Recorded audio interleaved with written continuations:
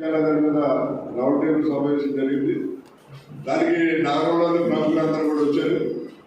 అందులో అక్కడ అంటే అందరూ సమానమైన ఉద్దేశంతో ఒక 24 మందితో కమిటీ ఏర్పాటు చేయడం జరిగింది. మన కృష్ణకుమార్ గారిని దానికి కన్వీనర్గా పెట్టారు. మిగతా వాళ్ళందరూ మెంబర్సే. నిన్న కమిషనర్ గారితో బయటికి వెళ్ళింది, అప్పుడంతా బయటికి వెళ్ళింది, అక్కడ బయటికి వెళ్ళారు. కానీ ఆయన మేము ఊహించిన దానికంటే బాగా ప్రతిదానికి పాజిటివ్గానే స్పందించారు. దానికి ఆయన అప్రిషియేట్ చేయాలి. ఎందుకంటే 11 విషయాల మీద మేము అక్కడ గంట సేపు డిస్కస్ చేసాం. ఆయన సాధారణంగా కమిషనర్ గారు అంతసేపు డిస్కషన్ చేసి ఇలా రిప్రజెంటేషన్ ఏమిటి చూస్తారంటారు. కానీ 11 పాయింట్ల మీద డిస్కస్ చేస్తే 11 పాయింట్లకి కూడా ఆయన పాజిటివ్ రెస్పాన్స్ ఇచ్చారు. ఫస్ట్ ఏంటంటే ఆనకళా కేంద్రం. ఆనకళా కేంద్రం అనేది ప్రజల సొమ్ముతో కట్టినటువంటి కళాకేంద్రం. ఎందుకంటే సాంస్కృతిక రాజధానిలో సాంస్కృతిక కార్యక్రమాలు చేయడానికి ఒక మంచి హాల్ కావాలంటే ఆ రోజుల్లో సుబ్బారావు కమిషనర్ గారు ఆ టైంలో కట్టడం జరిగింది. ఇప్పుడు దానికి 3 కోట్లు వెచ్చించి దాన్ని మోడర్నైజేషన్ అని చెప్పి చేశారు తప్ప దాంట్లో సరైన పద్ధతిలో చేయలేదు. ఎందుకంటే అక్కడ ఒక జనరేటర్ పెట్టారు. కరెంట్ పోతే జనరేటర్ ఆన్ చేస్తారు. కానీ జనరేటర్ ఆన్ చేస్తే అక్కడ ఏసీ పనిచేయదు, ఫ్యాన్లు లేవు. ఏంటంటే ఇది అసలు ఫ్యాన్లన్నా ఉండాలి కదా, మీకు ఫ్యాన్లు లేవు. ఏసీ జనరేటర్ మీద ఏసీ పనిచేయదు. లోపల ఉన్న జనం 1000 మంది 1200 మంది ఎలా కూర్చుంటారు, ఒక్క పోత వేసేస్తుంది కదా అని చెప్పి దాని మీద డిస్కస్ చేస్తే ఆయన చాలా పాజిటివ్గా స్పందించారు. జనరేటర్ కెపాసిటీ అంతా పెంచి ఏసీ పనిచేసిన నాకేం చేస్తాం, లేకపోతే ఫ్యాన్లన్నా ఇమీడియట్గా అరేంజ్ చేస్తామని చెప్పి చెప్పడం జరిగింది. అదేవిధంగా ఆనంద్ కళాకేంద్రం మీద స్టేజ్ మీద కంటెంట్స్ ఉంది.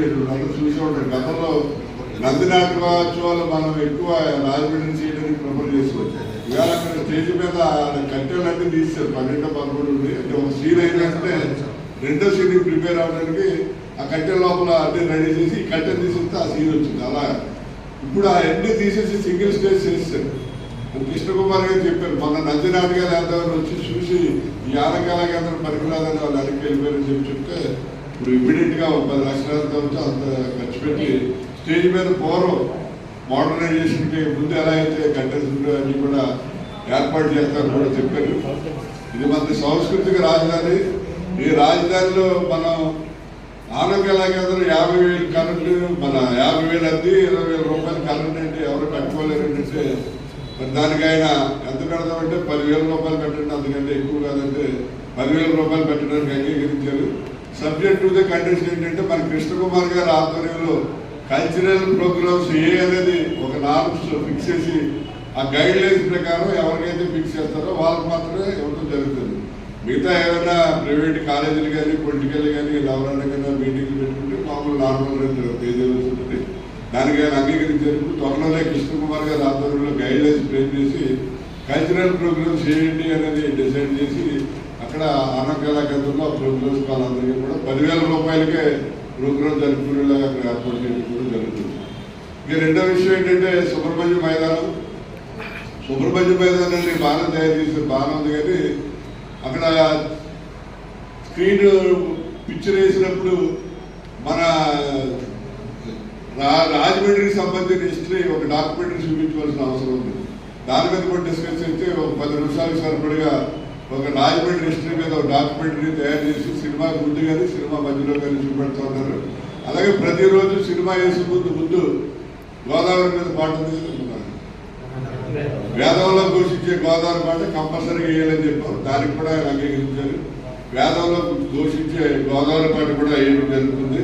అదేవిధంగా మన ఆనంద్ కళా కేంద్రానికి మరి ఇన్కమ్ కావాలి కాబట్టి నాటక కళా పరిషత్తు మాట్లాడి మన కృష్ణకుమార్ గారి ఆధ్వర్యంలో నెలకొకసారి నాటక పరిషత్ వాళ్ళ ద్వారా అక్కడ ఒక ప్రోగ్రాం ఏర్పాటు చేస్తే ఫండ్స్ కూడా బాగా వస్తాయని చెప్పి దానికి కూడా ఆయన అంగీకరించారు. నెల నాటక పరిషత్ ద్వారా ఒక కార్యక్రమం అక్కడ ఏర్పాటు చేయడానికి. అలాగే అక్కడే ఉంది విక్రమాలు. ఆ విక్రమాలకి వెళ్తే మరి చాలా చందాలంగా ఉంటుంది. అదేంటంటే పడిపోవడానికి సిద్ధంగా ఉన్నట్టుగా ఉంది. అది ఒక ప్రైవేటు మేనేజ్మెంట్ వాళ్ళ యొక్క ఆధ్వర్యంలో అది రన్ చేస్తున్నారు. ఇప్పుడు దాన్ని గవర్నమెంట్ ద్వారా మున్సిపాలిటీకి కన్వర్ట్ చేస్తే, మున్సిపాలిటీకి ఆర్డర్ చేస్తే దాన్ని మోడరైజేషన్ చేసి సీలింగ్ వేసి ఏసీలు పెట్టి ఫ్యాన్లు పెట్టి అది మామూలుగా ఏదైనా కల్చరల్ కానీ ఏదైనా ఎవరైనా చిన్న చిన్న మీటింగ్ అడ్వాంటేజ్ మీటింగ్ లేకపోతే కరెంట్ వర్కర్స్ మీటింగ్ అలా ఏదైనా చిన్న చిన్న యూనియన్లో అసోసియేషన్ మీటింగ్ పెట్టుకోవడానికి కానీ తక్కువ రేట్లో కూడా విక్రమాలు ఇచ్చేలా ఏర్పాటు చేద్దాం కదా. మరి త్వరలోనే దాని గురించి మాట్లాడి కలెక్టర్ గారితో మాట్లాడి దాన్ని తీసుకుని మరి కమిషన్ మున్సిపాలిటీకి ఆర్డర్ చేసేలా కూడా త్వరలోనే చేయడం జరుగుతుంది. అలాగే రాళ్ళబండి మ్యూజియం అండి, రాళ్ళబండి మ్యూజియం ఆల్రెడీ 10 crores తోటి దాన్ని మోడర్నైజేషన్ చేస్తారు. రాళ్ళబండి మ్యూజియం అది మ్యూజియం అంతా కూడా రెడీ అయిన తర్వాత దానికి సంబంధించినటువంటి ఎక్విప్మెంట్ అంతా కూడా బొమ్మల్లో పెట్టారు. ఒకసారి మేము అంతా వెళ్ళి ఆ ఎక్విప్మెంట్ ఏముందో ఏంటో చూసి మరి రాళ్ళబండి మ్యూజియం కూడా పర్ఫెక్ట్ గా బాగా రన్ అయ్యడానికి కూడా ప్రయత్నం చేయడం జరుగుతుంది. అలాగే దామర్ల ఆర్ట్ గ్యాలరీ అక్కడ 3 ఉన్నాయండి. దామర్ల ఆర్ట్ గ్యాలరీ, నేదులూరి గ్రంథాలయం, గౌతమి గ్రంథాలయం. దామర్ల ఆర్ట్ గ్యాలరీలో మరి మీరు వెళ్ళి చూసారో లేదు ఎవరైనా, అది మొత్తం క్లోజ్ అయిపోయిందండి కంప్లీట్ గా. దామర్ల ఆర్ట్ గ్యాలరీ కంప్లీట్ గా క్లోజ్ అయిపోయింది, అది రన్నింగ్ లో లేదు. అలాగే నేదులూరి గంగాధర గ్రంథాలయం అది కూడా క్లోజ్, ఓపెనింగ్ లేదు, ఎవరు చూడట్లేదు. అవన్నీ కూడా ఇవి మన పాలిటెక్నిక్ కాలేజీ వాళ్ళ అండర్లోకి తీసుకెళ్ళడం జరిగింది, వర్కింగ్ లో లేవు.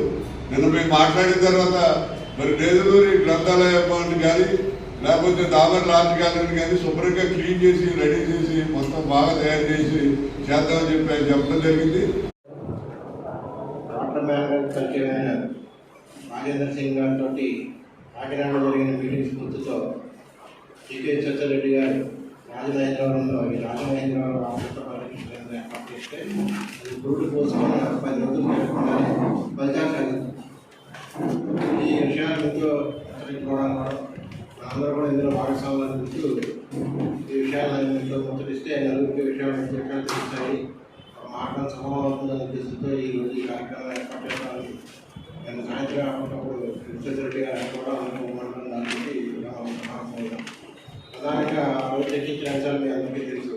వాటిలో ఫలితాలు వచ్చినవి అని అనుకున్నవి నిన్న సాయంత్రం రెడ్డి గారు ఈ బృందం అందరూ కలిసి కమిషనర్ గారిని కలిసి డిస్కస్ చేయడం జరిగింది. అందులో ప్రధానంగా విషయాల్లో ముఖ్యంగా రాజమహేంద్రం వెంకటేశ్వర కళాకేంద్రం కళాకేంద్రం కేవలం కళాకారులని కళల్ని ప్రోత్సహించడం కోసం పెట్టిన వ్యవస్థ ఇవాళ కళాకారులకు అందుబాటులో లేకుండా పోయింది.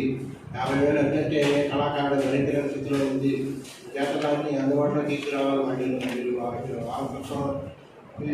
వీటన్నింటి విషయాలు పక్కన పెడితే ముందు అసలు రావడానికే ఇబ్బంది వసతులు తీసుకురాకూడదు అని చెప్పి రోజున వెంటనే 50,000 బదులు కళాకారులకి కళలకి కళా ప్రదర్శనలకి 50,000 కాదు కదా, కేవలం 10,000 ఇవ్వాలి అంటే ఇస్తాము, అయితే దాన్ని మొరాలిటీస్ రూపొందించండి చెప్పాలి.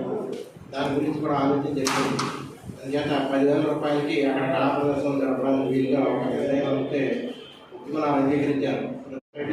అది సొసైటీగా రిజిస్టర్ చేసి ఉండొచ్చు, లేకపోతే సంవత్సరాలు కొంతమంది రిజిస్టర్ చేసి ఉండొచ్చు, కల్చరల్ కౌన్సిల్గా కొంతమంది రిజిస్టర్ చేసి ఉండొచ్చు. వీళ్ళందరూ కూడా ఒక ఈ వారాంతంలోగా మాకు కనుక వివరాలు అందజేస్తే వాళ్ళందరినీ ఇన్కార్పొరేట్ చేసి పలానా సంస్థలు ఇక్కడ రిజిస్టర్డ్ బాడీస్లో ఉన్నాయి, పలానా కళాకారులు, పలానా నాట్యాచార్యులు, పలానా సంస్థలు ఇక్కడ ఈ కల్చరల్ యాక్టివిటీస్లో జరుగుతున్నాయి అని చెప్పి కల్చరల్ సంగీతం అవ్వచ్చు, సాహిత్యం అవ్వచ్చు, కళా స్టేజ్ ప్రదర్శన చిరునామా అవ్వచ్చు, ఏదైనా అవ్వచ్చు.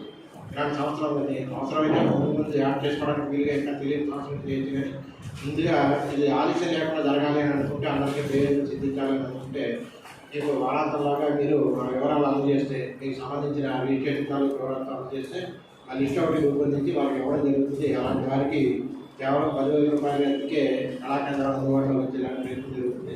అయితే కార్పొరేట్ సంస్థలు కానీ ప్రైవేటు సంస్థలకు కానీ కమర్షియల్ ప్రోగ్రామ్స్ కానీ లేకపోతే విద్యా సంస్థలు అయినా సరే అన్నింటికీ కూడా వాళ్ళు పెట్టుకునే కార్యక్రమాలన్నింటికీ కూడా పూర్తి మొత్తాన్ని తీసుకుంటారు.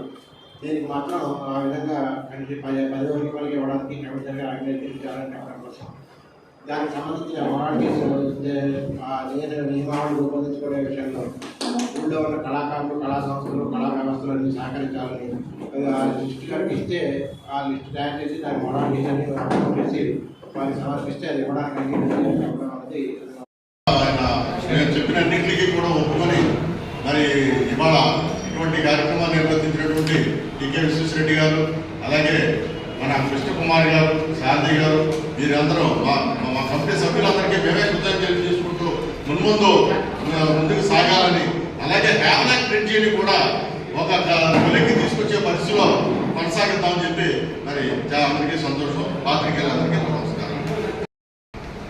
రాజమండ్రి వారసత్వాన్ని కాపాడడంలో బాధ్యత గల పాత్రికేయులుగా మన బాధ్యత కూడా ఉంది అన్న ఉద్దేశంతో మన పెద్దలు మన గతంలో ఏదైతే నిర్దేశించారో దాని అనుగుణంగా ఇప్పుడు మన వ్యవస్థాపక అధ్యక్షులు సుబ్రహ్మణ్యం గారు నాయకత్వం ఇట్లాంటి యాక్టివిటీస్ జరుగుతూ ఉంటాయి. కార్యక్రమంలో ఆ బాధ్యతని మన కృష్ణకుమార్ గారు తీసుకోవడం జరిగింది. అదేవిధంగా మన భూషణ్ బాబు గారు ఇలాంటి వాళ్ళందరూ కూడా రాజమండ్రి అభివృద్ధిలో పాత్రికేయులు కూడా భాగం అనే ఒక నానుడిని వాస్తవం చేస్తూ ఈ రోజున ఈ కార్యక్రమంలో రాజమండ్రి ప్రెస్ క్లబ్ తరఫున మనం కూడా భాగస్వామ్యంతో చాలా గర్వంగా ఉంది. దాంట్లో మన శ్రీరామూర్తి గారు కూడా దీంట్లో ఒక సభ్యుడిగా వారు ప్రతిపాదించడం జరిగింది. వీరేశలింగ గారి ఆస్తుల్ని కూడా మనం పరిరక్షించుకోవాల్సిన బాధ్యత ఉంది. ఎందుకంటే ఆయన జీవితకాలం సంపాదించినంత కూడా ప్రజల కోసం దారిపోసిన వ్యక్తి. ఆయన సంపాదించిన ఆస్తులన్నీ కూడా ఒక డీడ్ కూడా రాయడం జరిగింది. నేను కృష్ణకుమార్ గారికి అలాగే విశ్వేశ్వరరెడ్డి గారికి కూడా ఆ డీడ్ కాపీ ఇస్తాను, నా దగ్గర ఉంది. దాంట్లో ఎక్కడెక్కడ ఏ ఆస్తులు ఉన్నాయి, వాటిని ఎలా ఉపయోగించుకోవాలి, దేనికి ఉపయోగించుకోవాలనేది ఆయన చాలా డీటెయిల్గా రాయడం జరిగింది. దానికి ఒక కమిటీ కూడా వేశారు. ఆ కమిటీతో సహా అన్నీ కూడా రిటర్న్గా రాసినటువంటి ఒరిజినల్ డాక్యుమెంట్ కాపీ నా దగ్గర ఉంది. దాన్ని కూడా తీసుకుని ఎక్కడెక్కడైతే అన్యాక్రాంతాలు అయిపోయి ఉన్నాయో దాని మీద కూడా శ్రద్ధ వహించి మా కమిటీ ద్వారా మరి ప్రభుత్వం దృష్టికి తీసుకెళ్ళి ఆయన ఆస్తులు కూడా పరిరక్షించుకోవాల్సిన బాధ్యత. ఎందుకంటే ఇవాళ కానీ వేల కోట్ల రూపాయలైనటువంటి ఆస్తులు అయ్యి వాటిలన్నింటినీ కూడా మనం పరిరక్షించుకోవాల్సిన బాధ్యత ఉంది. ఒక రాజమండ్రి పౌరులుగా మనం దీన్ని తప్పకుండా సాధించుకోవాలని చెప్పేసి మా కమిటీ తరఫున శాయశక్తిలో పనిచేయాలని చెప్పి నేను కోరుకుంటున్నాను. మరి దీనికి వేసినటువంటి దాంట్లో కమిషనర్ గారు చెప్పింది ఏంటంటే, మీరు ఒక రిజిస్టర్డ్ బాడీ తయారు చేసుకోండి, దానికి ఎక్స్ అఫీషియల్గా కమిషన్ పెట్టి మీరందరూ కలిపి ఒక రిజిస్టర్డ్ బాడీ తయారు చేసుకుంటే మీ కన్సల్టేషన్ తోటి ఏమైనా కార్యక్రమాలు చేసినా సరే మీ రికమెండేషన్స్ తోటి మీ కమిషన్ మీరు ఒక చేసినటువంటి రికమెండేషన్ కాకుండా మీ పర్యవేక్షణలో కూడా చాలా కార్యక్రమాలు చేయడానికి బాగుంటుందని చెప్పేసి ఒక మంచి సలహా చెప్పడం జరిగింది. అయితే దాని గురించి కూడా మన సభ్యులందరూ కూర్చుని ఒక రోజుని మొత్తం అన్నీ కూడా ఒక కొడుకు తీసుకొచ్చి దీని కార్యాచరణలో తొందరలో పెట్టడానికి నిర్ణయం తీసుకున్నారని చెప్పేసి నేను తెలియజేసుకుంటూ సెలవు తీసుకుంటున్నాను.